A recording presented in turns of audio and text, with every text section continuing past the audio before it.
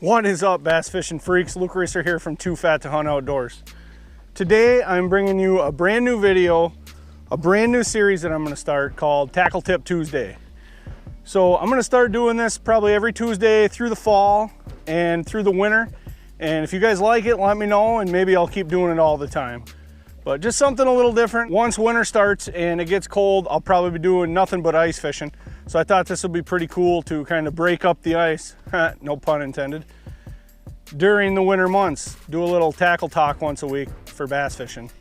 So today, on the very first episode of Tackle Tip Tuesday, I'm going to be showing you my favorite way to store my soft plastic baits.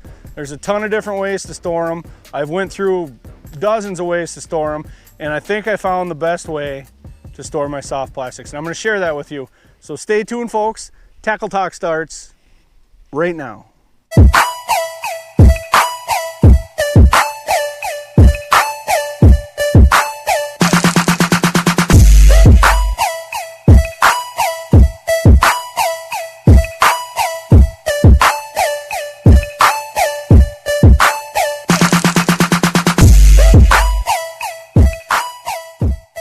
So there's a ton of different ways to store your soft plastics. If you're like me and you have hundreds of bags of soft plastics, you're kind of thinking, how am I going to take all these with me in my boat? I know some guys probably only take certain plastics with them every trip, but I'm one of them guys who you never know what you're going to run into, and I do a lot of junk fishing, so I try to take dang near everything I own with me on my boat. So you can store them in the plano trays, take them out of the packs. I know a lot of guys do that, especially with like Senkos if you buy them in bulk, or say pit bosses or beavers, you know, and just load them up. Well, over the years, them get warped and you get colors mixing together. I don't know. I don't like doing it that way. I like keeping them in the packs that they come in, because a lot of times if you have scent, it'll keep the scent in better. And you know what brand's what size is what. It just works better for me. I like doing it that way. So the way that I have been storing my soft plastics for the last few years, the last probably 5 years, are in gallon size freezer bags. So like you can see this one, I still have, like my finesse worms are in these ones. They're labeled finesse worms. So I got a Ziploc bag, open that up, and I got all different bags of finesse worms. Same thing with like this one. This is a bag full of toads and like all the toad style baits. Now, I found a better way, I believe, to store them, and that is with these big 3700 series plano deep pro latch stowaway containers. I've been doing this most of this year and I absolutely love it. So you can get these pretty much anywhere. Farm and Fleet, Walmart, Cabela's, Gander Mountain, Bass Pro, pretty much everywhere sells them. Get them online. They are kind of expensive. I think they're like $8.50, $9 for one. But if you do it like I did, and I buy them only when they're on sale, you can save a lot of money. So I got each one of these. I've got 5 of them now, and I think I paid $4.50, $5 a piece. So I bought, like, you know, Farm Fleet had them on sale one day, so I bought all they had. They had 2 of them. I bought them. You know, go back a couple months later, somewhere else had them on sale, grab one. As you can see, like here, I got them labeled with masking tape, my craws. So if I stack them in my storage compartment on top of each other, and then I just move them out of the way, you got your label. Also, I put a label on the front here, because if I stack them like this, vertical, in my storage compartment, then I have a label up top too. And as you can see, if you open it up, I got it just chock full of craw baits. All my craws are in here, with the exception of, I think my rage craws I have in a Ziploc bag because I have so many packs of them.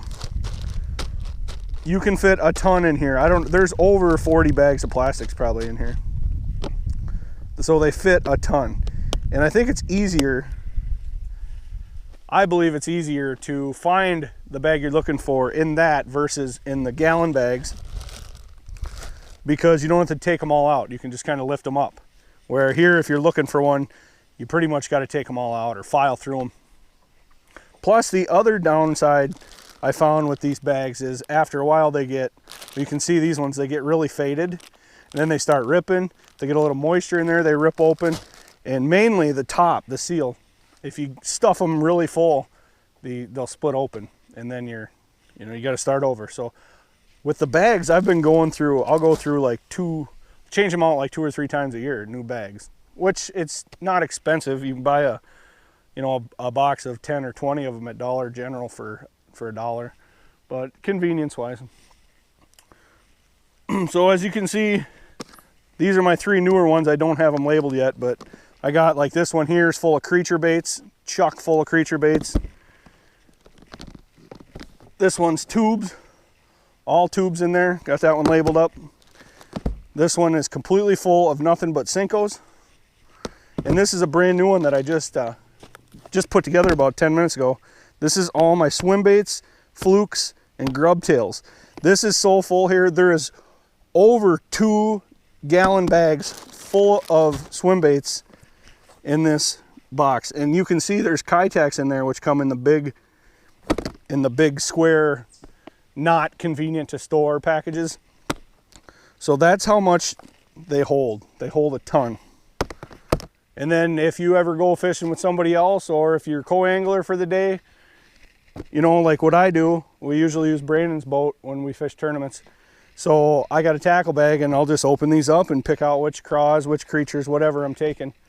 And they're already in their individual bags, so I can just stuff them bags in my tackle bag and I'm ready to go. I don't have to worry. If I had them in the normal tackle trays, you're like, oh, you got to take that whole tray. Otherwise, you got to get a Ziploc bag or something to throw some baits in. So you're always moving tackle around. That's why I like these. Open them up, take the ones you want, you're ready to go.